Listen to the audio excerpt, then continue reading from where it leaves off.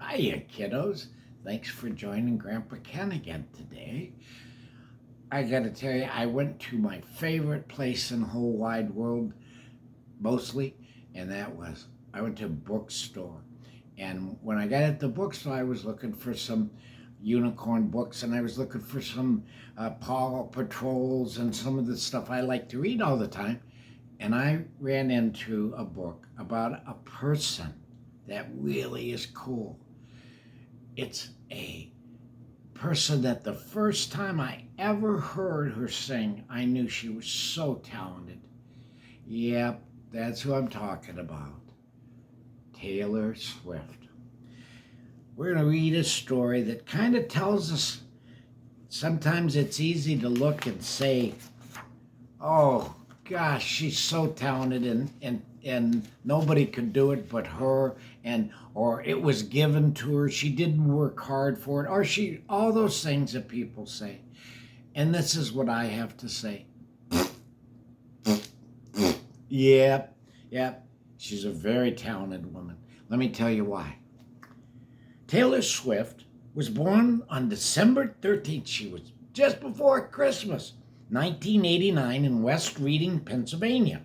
Her parents named her after James Taylor, a famous musician. I saw James Taylor and met him at a concert one time. And just for whatever it's worth, she's even more talented than James Taylor. A lot of love surrounded Taylor and her little brother Austin. The Swifts did many activities as a family. They were a good family. They spent time reading books, visiting new places, and having fun outside. See?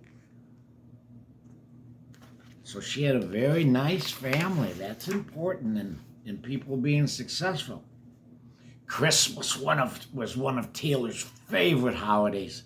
And what made the holiday season even more exciting was that her family lived on a Christmas tree farm. Yep.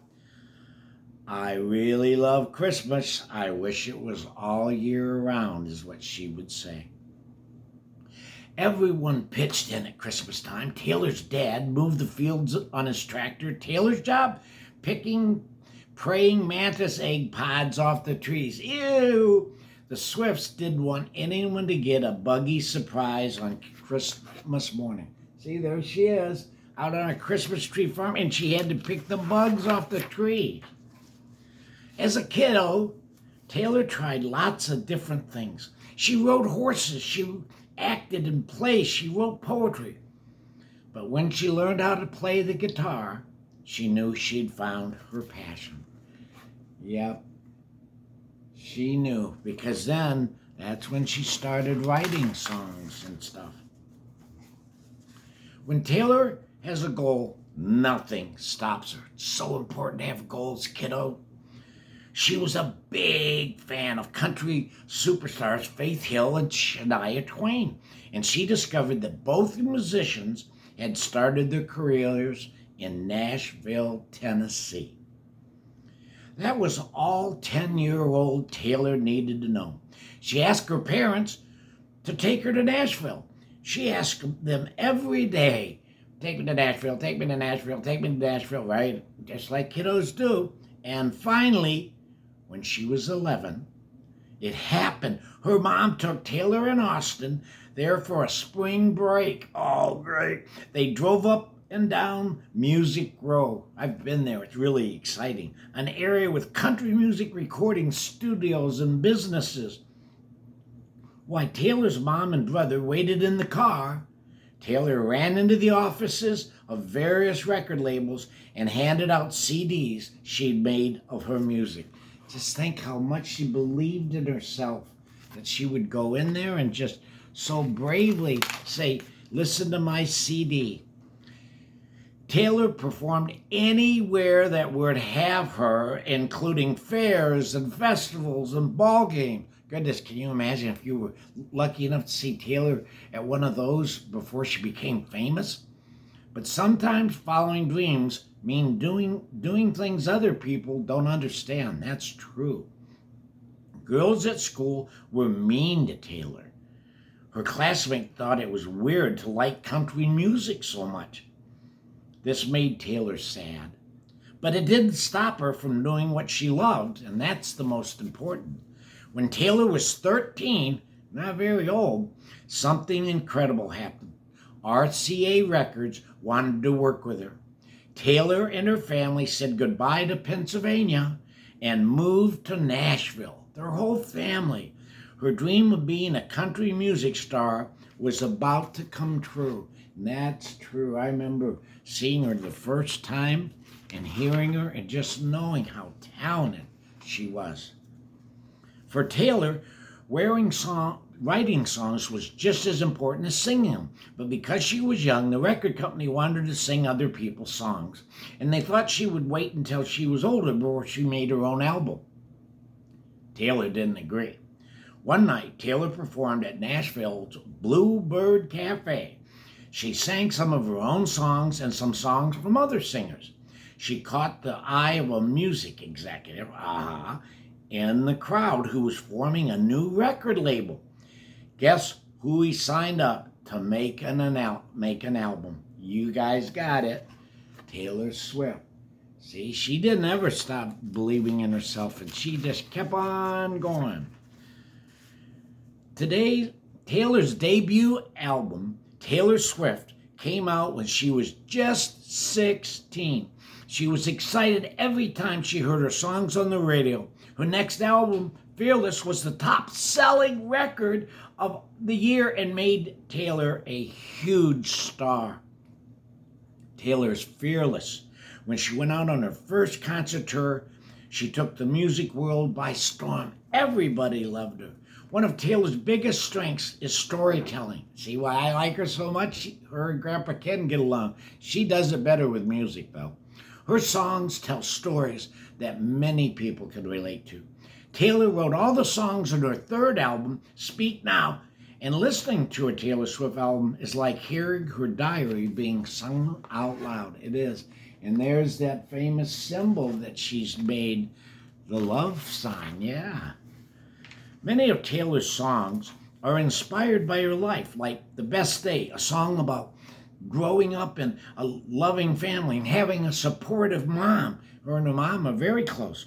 Taylor and her mom, Aunt Andrea, are very close. Oops, I just said that. Oops. They talk about everything.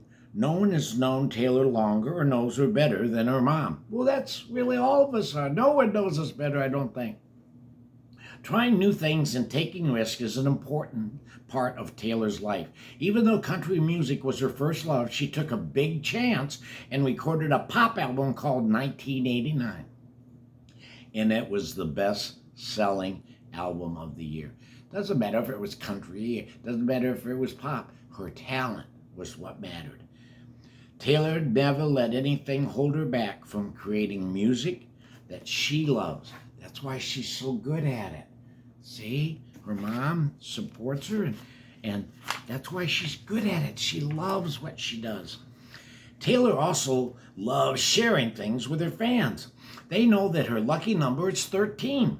She often hides clues and symbols in her music and videos. I've found some of them too. For a few of her albums, she surprised special groups of fans by inviting them to a secret parties to listen to the album before anyone else. They got to hang out at her house. That would be so cool. Meet her family and even bake cookies together. I'm not so good at baking cookies. But boy, that would be fun to go to a party. Oh, goodness.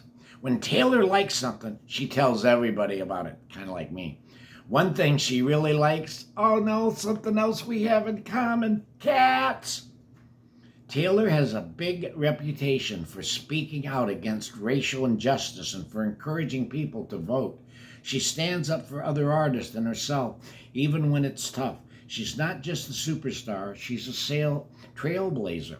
Trailblazer is a person who stands up for what she knows she needs to. And it doesn't matter what person's size or shape or color or religion or anything. It's whatever the person is. And she's a beautiful enough person that that's what she sees. Even when she's winning all of her Grammys. Well, look at it's her cats. Told you, it's her cats. She loves her cats. Taylor's hard work has paid off, and her albums have sold millions, multi-millions. She has won multiple Grammys. She's traveled around the world and made people happy with her music. What will she do next? When you're Taylor Swift, the sky's the limit. And we all have a little bit of Taylor Swift in us, but sometimes we just got to dig deeper and get some more adults to help us, like her mom and dad were so supportive. So just know, when you love something, you'll do it your best. Just keep trying. Don't give up on it. Thanks, y'all, for coming back to YouTube for me. I appreciate it. Remember, Taylor Swift can be heard almost everywhere, so listen for her. Bye, y'all. Grandpa Ken loves ya.